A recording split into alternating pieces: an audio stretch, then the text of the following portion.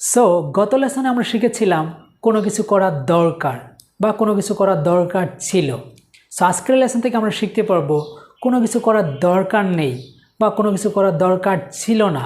So অনেক সময় আমরা এই ধরনের কথা বলে থাকি, যেমন যে আমার আসার দরকার নেই, আমার কথা বলার দরকার নেই, আমার যাওয়ার দরকার নেই, আমার দেখা করার দরকার ছিল না, আমার কোনো কিছু শেখার দরকার ছিল না। এই যে কোনো কিছু দরকার নেই এবং দরকার ছিল না, এই ধরনের বাক্য আমরা কিভাবে তৈরি করতে পারি সেটা শিখব আজকের লেসন থেকে। সো আজকের লেসনটিও খুব ইফেক্টিভ এবং খুবই হেল্পফুল হতে চলেছে যারা অ্যাকচুয়ালি দ্রুত স্পোকেন ইংলিশ শিখতে চাচ্ছে তাদের জন্য। So without further ado let's get started our today's lesson. Yes, ইতিমধ্যে আমি লিখেছি। সো গত লেসনে যারা অংশগ্রহণ করতে পারেনি বা দেখেনি তাদেরকে বলবো গত লেসনটি দেখে আসেন, তাহলে এই লেসনটি আপনার জন্য খুবই ইফেক্টিভ হবে। ঠিক আছে? সো আপনি যেহেতু ঢুকে পড়েছেন, সো আজকের এই লেসনটা দেখেন, দেখে এসে পরে ওই লেসনটা দেখবেন। ঠিক আছে? সো আমরা শিখেছিলাম যে কোনো কিছু দরকার, সো দরকার অর্থে আমরা ব্যবহার করি নিড টু। আর যখনই আমরা বলবো দরকার নেই তখন আমরা ব্যবহার করব do not need two. Right? আমি আবার বলছি, প্রথমে আমরা শিখে নিব যে দরকার নেই। সো দরকার নেই কীভাবে বলবো আমরা? Do not need to. আর যদি আমরা বুঝাতাম যে কোনো কিছু দরকার, যেটা আমরা গত লেসনে শিখেছিলাম, একটু আমি রিপিট করছি, সরি, যে দরকার, তাহলে আমরা ব্যবহার করতাম নিড টু। আর যেহেতু আমরা শিখছি আজকে যে দরকার নেই, তাহলে আমরা বলবো ডু নট নিড টু। ঠিক আছে? যেমন আমার কথা বলার দরকার নেই, তাহলে আমি বলবো I do not need to talk. আমার কথা বলার দরকার নেই। আমার খাওয়ার দরকার নেই, I do not need to eat. আমার খাওয়ার দরকার নেই। আমার আসার দরকার নেই, I do not need to come. আমার আসার দরকার নেই। এটা কিন্তু কাম হবে না, ইটস খ হবে, খাম, খাম। তাহলে আমার আসার দরকার নেই। So I do not need to come. আমার আসার দরকার নেই। সো আমার খেলার দরকার নেই। তাহলে I do not need to play. I do not need to play. আমার খেলা দরকার নেই। আমার যাওয়ার দরকার নেই। I do not need to go. আমার যাওয়ার দরকার নেই। আমার লেখার দরকার নেই। I do not need two right. আমার লেখার দরকার নেই। সো এইভাবে যত ধরনের বাক্য আছে দরকার নেই নিয়ে, ঠিক ডু নট নিড টু দিয়ে পরে ভার্বের প্রেজেন্ট ফর্ম দিবেন, যে কথাটা আপনি বলবেন অলওয়েজ ভার্বের প্রেজেন্ট ফর্ম হবে। ঠিক আছে? এটা মনে রাখতে হবে। সো ভাই স্পোকেন ইংলিশ পানি করে দেবো ভাই, just you need to practice in this way. আপনাকে জাস্ট এভাবে প্র্যাকটিস করতে হবে। So spoken English is not a big deal, just আমি পানি করে দেবো ভাই, জাস্ট আপনি ধৈর্য ধরে দেখুন এবং এভাবে প্র্যাকটিস করবেন। ওকে, সো এবার আমরা শিখব দরকার নেই, তো আমরা শিখে ফেলাম। এবার আমরা শিখব দরকার ছিল না। সো দরকার ছিল না বোঝাতে আমরা ব্যবহার করব নিডন্ট হ্যাভ, নিডন্ট হ্যাভ এবং অথবা নিড নট হ্যাভ। সো আমরা নিডন্ট বলবো একটু অ্যাডভান্স হওয়ার জন্য। সো নিডন্ট হ্যাভ এবং হ্যাভের পরে আমরা V3 ফর্ম দেব। ঠিক আছে? এই যে V3 ফর্ম আমি লিখেছি। ঠিক আছে?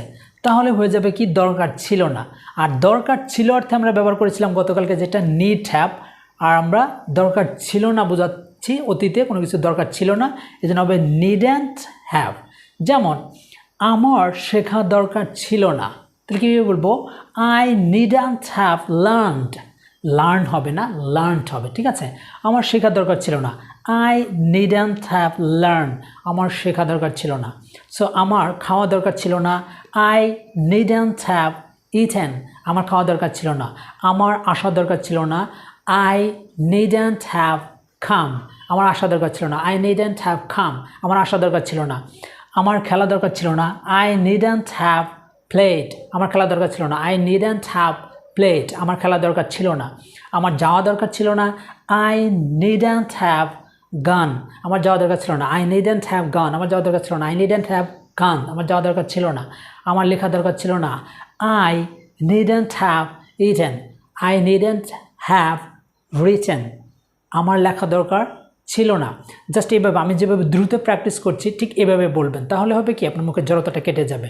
সো এবার যদি আমি বলতে চাই যে ধরুন আমি এবারে এভাবে বলতে চাচ্ছি যে আমার দরকার ছিল না, তাহলে আমি তো আই দিয়ে বলবো। এখন আমাদের দরকার ছিল না তাহলে বলবো উই নিডন্ট হ্যাভ, আমাদের দরকার ছিল না। যদি বলি তোমার দরকার ছিল না তাহলে ইউ নিডন্ট হ্যাভ, তোমার দরকার ছিল না। এখন যদি বোঝাতে চাই যে তাদের দরকার ছিল না, দে নিডন্ট হ্যাভ, এটা কিন্তু দে না, ইটস হবে দে নিডন্ট হ্যাভ, তাদের দরকার ছিল না। So sorry for that. প্রথমে আমরা কিন্তু শুধু আই দিয়ে প্র্যাকটিস করেছি, উই দিয়ে করিনি। আমি একটু দেখিয়ে দিচ্ছি। সো উই দিয়ে আমরা কিন্তু এটাকে এভাবে বলতে পারি যে আমার দরকার নেই, তো I do not need two দিয়ে আমরা বলছি আমার দরকার নেই। এবার যদি বলতে চাই আমরা যে আমাদের দরকার নেই, তাহলে আমরা এইভাবে বলবো we do not need to, আমাদের দরকার নেই। তোমার দরকার নেই, you do not need to, তোমার দরকার নেই। তাদের দরকার নেই, দে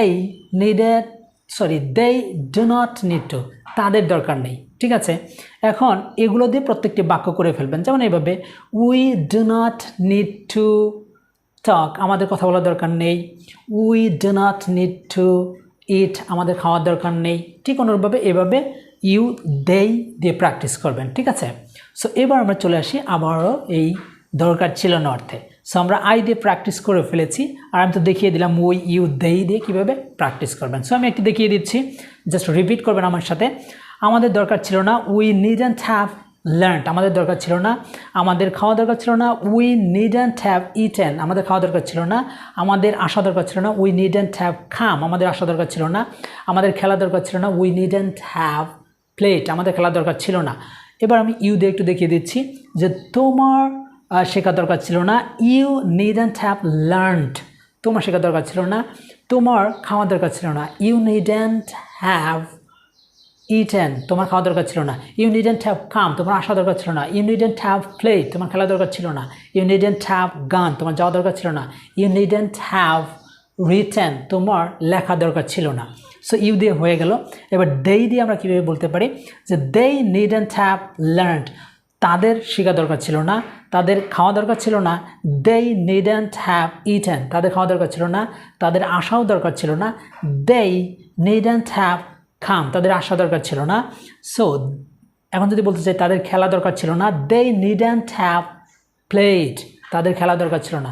তাদের যাওয়া দরকার ছিল না, দে নিডন্ট হ্যাভ গান, তাদের যাওয়া দরকার ছিল না। সো এইভাবে আমরা প্র্যাকটিস করবো। সো আমি যেভাবে প্র্যাকটিস করছি জাস্ট এইভাবে প্র্যাকটিস করবেন, তাহলে আপনি ইংরেজিতে ইমপ্রুভ করতে পারবেন। ওকে, সো এইবার আমরা শিখব হওয়া দরকার নেই। সো আমরা দুটো শিখে ফেলেছি, দরকার নেই এবং দরকার ছিল না, এই দুটো আমরা শিখে ফেলেছি। সো এবার শিখব হওয়া দরকার নেই। সো কোনো কিছু হওয়া দরকার নেই, যেমন আমার আমার শক্তিশালী হওয়া দরকার নেই, আমার সচেতনতা হওয়া দরকার নেই, মানে আমার যত্নশীল হওয়া দরকার নেই, অথবা আমার ডাক্তার হওয়া দরকার নেই। এই যে হওয়া কথাটা যখনই থাকবে তখন আমরা ব্যবহার করব don't need to be. Need to এরপরে বি দিব, তার আগে একটা ডু নট বা ডোন্ট কথাটা দিব। ঠিক আছে, হওয়া ইংরেজি হলো বি, এই জন্য আমরা বি ব্যবহার করেছি। হওয়া দ্যাট মিন্স বি। ঠিক আছে, যেমন আমি বলতে চাচ্ছি যে আমার যত্নশীল হওয়া দরকার নেই, আমার যত্নশীল হওয়া দরকার নেই। হওয়া কথাটি আছে, হওয়া। সো হওয়া থাকলে আমরা বলবো ডু নট নিড টু এরপরে বি দিব। ঠিক আছে, যেমন I do not need to be careful, আমার যত্নশীল হওয়া দরকার নেই। সো আমার শক্তিশালী হওয়া দরকার নেই, I do not need to be strong, আমার শক্তিশালী হওয়ার দরকার নেই।